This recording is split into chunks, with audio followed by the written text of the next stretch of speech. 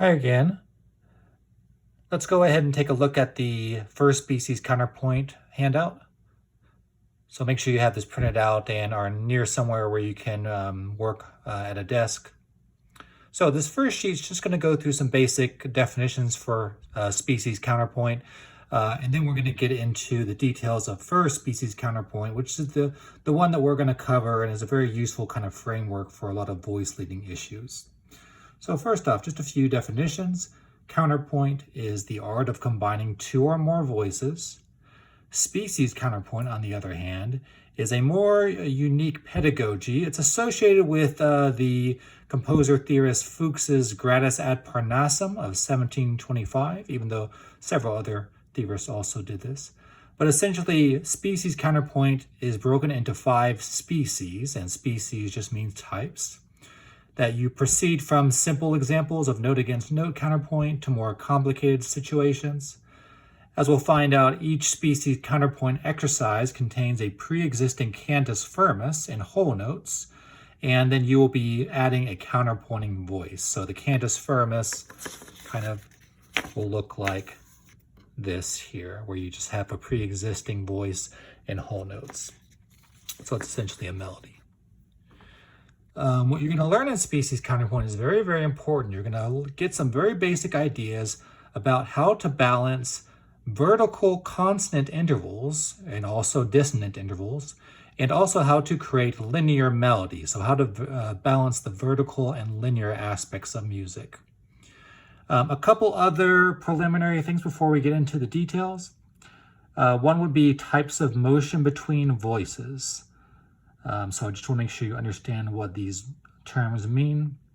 Static motion simply means that both voices remain on the same note. So if you did this,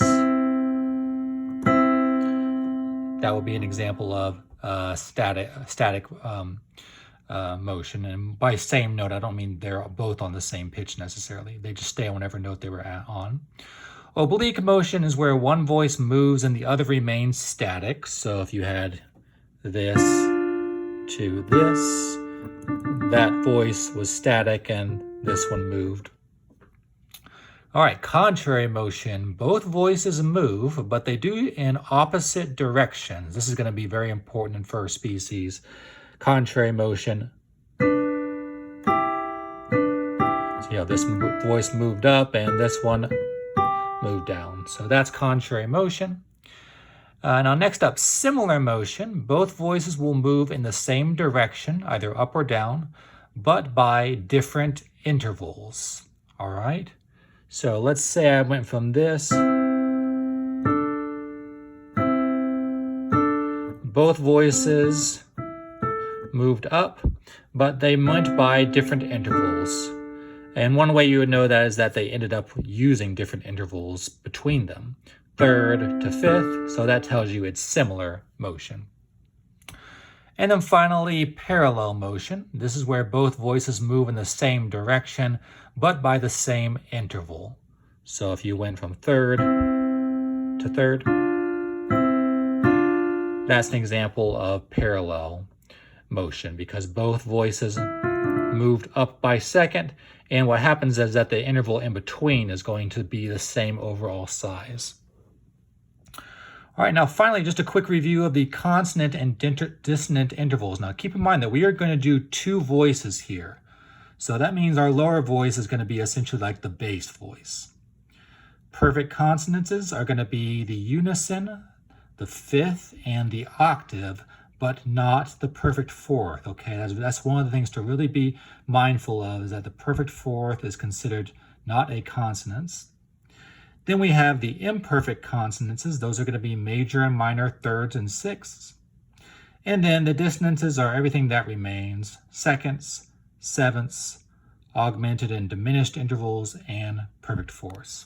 All right, so you learned that in the last lesson. Let's go ahead and move to page 2. All right, so here are our general guidelines for first species counterpoint. Now, first species counterpoint, as you can see, is note against note. So later on, we'll be looking at these 2 examples. Imagine that this lower voice is the cantus firmus.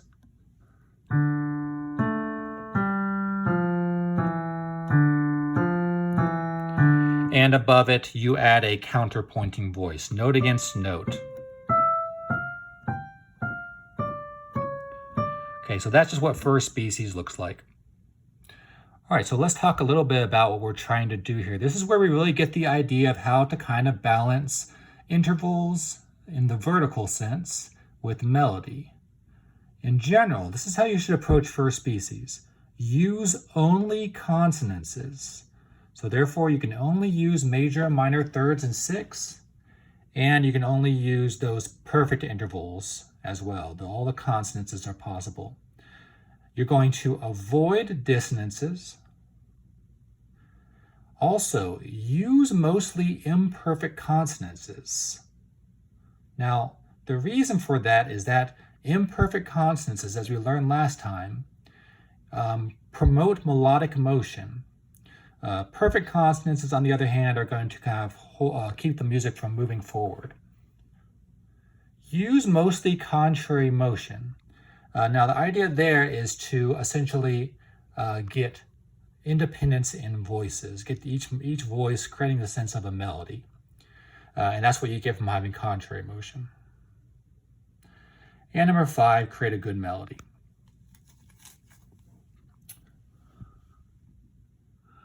Okay, let's go ahead and get into the rules here. The way I've done this I think the good way of thinking about first species is to kind of think about, like, what do I do at the beginning and the ending? And then what do I do in the middle? That's kind of the best way to go about doing this. Because the beginnings and endings are very, very stereotypical. You kind of always know what's going to happen. So as far as beginnings go, the lower voice must begin on scale degree 1, because you have to give your sense of what the key is. And the upper voice may begin on any note of the tonic triad. You'll recall these being very similar to the rules we looked at last time. Now then, both voices should end on scale degree 1, at least in species counterpoint. That's kind of what we expect to happen, to have an octave at the very ending, octave or unison. All right, point 3, cadences. It's very, very strict here. The final interval succession from the second to last measure should be a sixth to an octave or a third to an octave or unison. Now you get this by essentially having one voice moving scale degree 2 to 1, re to do, and the other one going ti to do, so scale degree 7 to 1. If you do this, that will naturally happen. So usually what happens is that the cantus firmus goes re to do, and you'll usually counterpoint that ti to do. But essentially, depending on which one you're given, you do the reverse. So if you look at these examples, these are both, by the way, in D minor.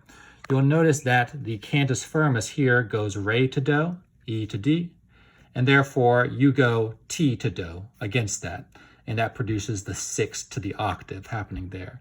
In this case, the cantus firmus is in the upper voice.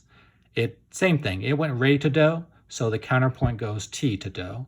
So the first cadence sounds like this. I'm playing that bass an octave higher so I can play it. And then the second cadence is this. That one lands on a unison at the ending. All right, so that's always a good way to start, by the way, is to write the cadence and also the beginning.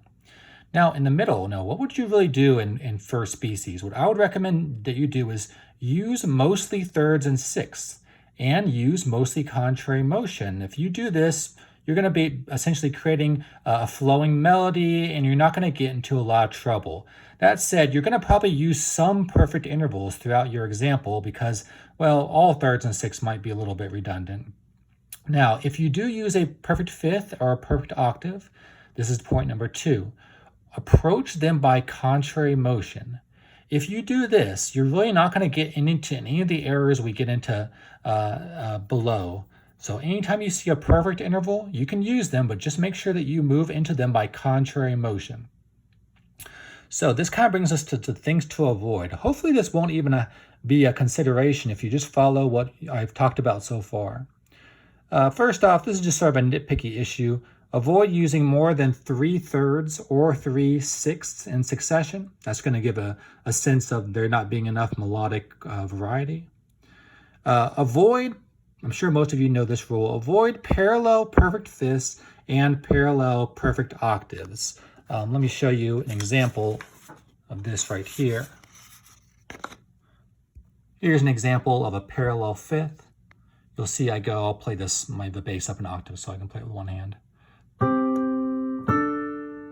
The bass goes C to D and the soprano goes G to A. That would be an example of a parallel fifth, and we don't want to do that. As you can hear, it produces the effect that you don't have two separate melodies. It just sounds like a fifth doubling, and that happens even more if you were doing parallel octaves. The next thing to avoid, and this one's a little bit difficult to explain, this is number 3, avoid direct perfect fifths and direct perfect octaves. So what this is going to be similar motion into a perfect fifth or a perfect octave with a leap in the upper voice. Okay, similar motion into one of those two intervals with a leap in the upper voice. It's only an error if there's a leap in the upper voice. So here's an example of a direct octave. Notice how, I'll play the bass up an octave so I can play it.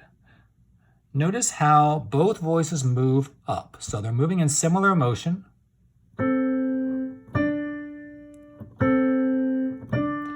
And they're moving in similar motion into the perfect interval. All right, so that's the first thing that is something you gotta look up for, but the main thing that makes this not allowed is the leap in the soprano. It produces a very harsh effect when you do that. Hear that? There's something very, very harsh about moving into an octave in the similar motion with the leap in the soprano. So be on the lookout for that. Now, the last thing is probably not going to happen in these examples because you're going to be using bass and treble clef, but avoid voice overlap and voice crossing. I'll let you read the book about that. It's probably really not going to happen here. All right, now next thing I want you to do, let's go ahead and take a look at these two examples at the bottom. And we're going to look at these and talk about why these are good examples of first species counterpoint. So what I want you to do before we even do this, go ahead and, after you push pause on your video, is write down the intervals between the staves. And you don't need to put the quality of the interval, just the size. The only one that would be really important would be fifths. Make sure if you do write a 5, that it's not a diminished fifth. Anyhow, go ahead and pause the video now. Write down the intervals and also think about why these are good examples of first species counterpoint.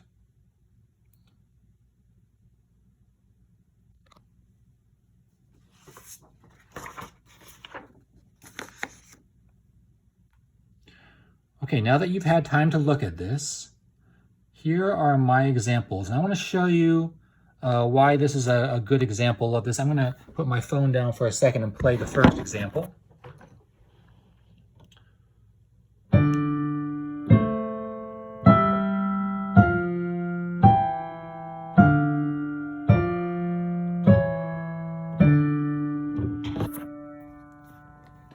Okay, that's the first example.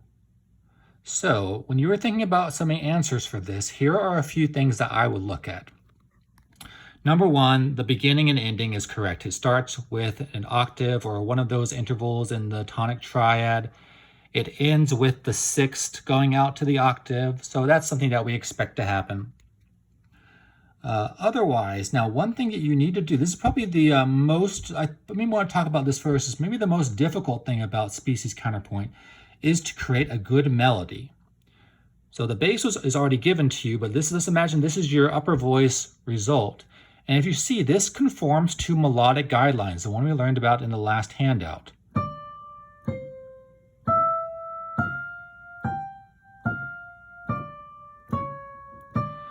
It has mostly stepwise motion. It does not have any incorrect leaps. It has an arch-like contour. All the things we talked about in the last handout are evidenced by the melody here. So that's one thing that's very important. I think the climax pitch, for example, this one has a really, really clear arch-like contour. Now, other than that, what we notice is, first off, let's take a look at the intervals. You'll notice that in between the octaves on the outside, almost everything inside is a third or a sixth.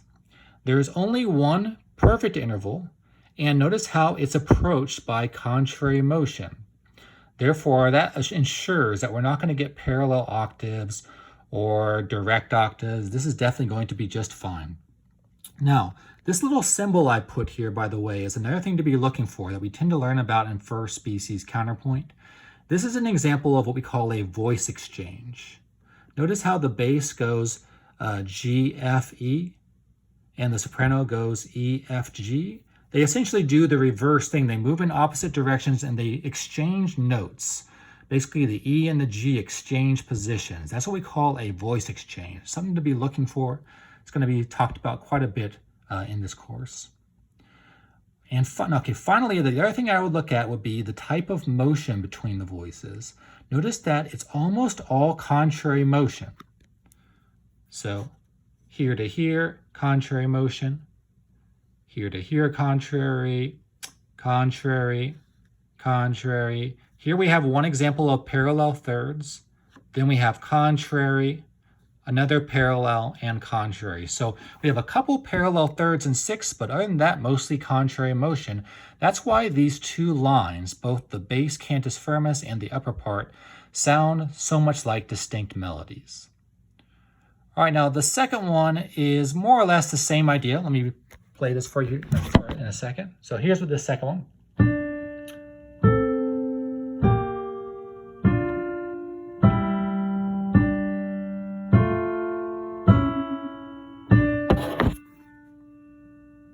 Okay.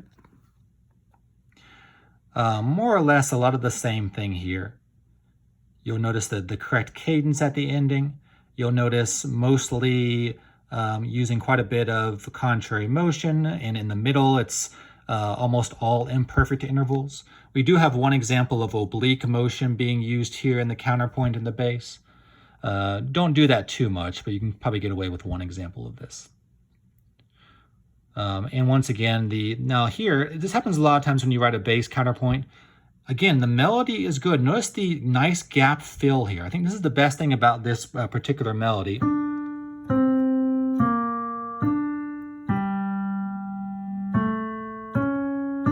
The leap down from D to G,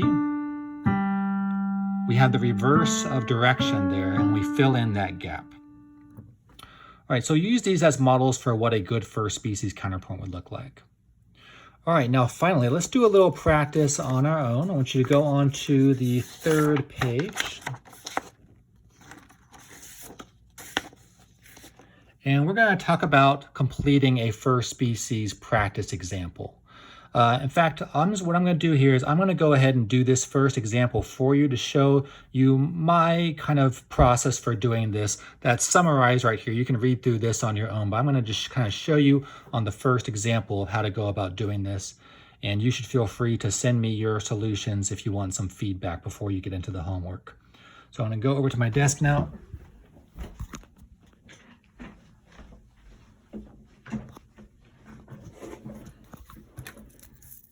And let's do this example right here of first species. All right, so this is your cantus firmus. What I recommend doing is starting by writing the cadence. So notice this happens to be in with the same tonic. I have re, do at the ending.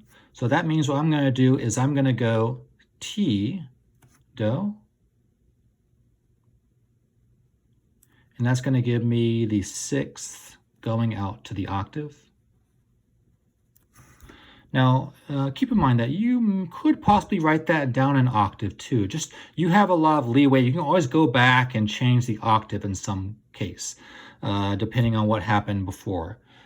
All right, now, what I'm going to do now is maybe I'm going to also think, just real quick, I'm going to think about what the note could be before this. Sometimes it's good to write the very ending and then start from the beginning. Now remember, I'm going to mostly use thirds and sixths. Now, one thing I might want to do is, let's say this is my first thought. I want to do a third or a sixth. Here's a third. Nice thing about this one is that it would allow me to move in contrary motion. That way I get some nice thing, I get the mi, re, do against the sol, ti, do, where they're kind of moving in contrary motion. Now, it kind of remains to be seen whether that's going to work, though. Another thing I might put in here just to see later on if it works is that this would be the note that's the sixth, right? That's fine, too. You could have 2 6ths at the ending. We'll just see what happens. Now, the next part of this, you have several options, which is the beginning. I could start on the octave, I could start on the fifth, or I could start on the third. I don't know. I think I'll just start on the fifth for the sake of demonstration, but any of those things would be fine. Just make sure that your upper voice starts on a note of the tonic triad. And if later on we find out that I can't produce a good melody with this first note, I can always go back and try it again. All right, next up, I'm going to always try to move in contrary motion. Again, mostly move in contrary motion. And I'm going to try to, use thirds and sixths as much as possible. That would be mostly what I'm going to do. I'm not going to totally avoid octaves, but contrary motion, and let's see what happens. So let's see, if the voice here in the bass moves up, what would happen if I move down? Can I get a third or a sixth close by? Yeah, I can get the F sharp here. That would give me a sixth. Okay. Oh, no, I actually see a little pattern I can do here. Notice how I have these 3 notes moving down by step? What if I did this? I'm going to move in contrary motion by step. That gives me an octave, moving by contrary motion, and then a third. Now, you probably recognize what I just did there, don't you? I did an example of a voice exchange. Again, there's many different solutions here, but that's sort of one thing that kind of stood out to me right there is that possibility of a voice exchange. All right, let's see. Next up, well, I guess I can just, if this goes up, I can go down. Let's see, that's going to be a sixth. All right, might be a little boring, but that's fine. Oh, wait, I see it again. See these 3 notes? Can't I just do this? Move all in contrary motion. I did another voice exchange, 6th, octave, 3rd. All right, that might be overdoing it a little bit to have so many voice exchanges, but it works out. My only concern at this point is that maybe my melody is getting a little boring. So, do, mi, fa, so, fa, so. Yeah, it's okay. By the way, I need to write this a little better. That's a B. Anyhow, I don't really have much room here. And therefore, I better go ahead and make some decisions about this ending. I need a climax pitch, though. So this has become a little bit too within the same range. So maybe if I want to get around here, maybe I can have some sort of a leap up and create my climax moment. What if I leapt up to, well, if we're going to be up here, I guess I'm going to need to use the D, which would make this a 6th.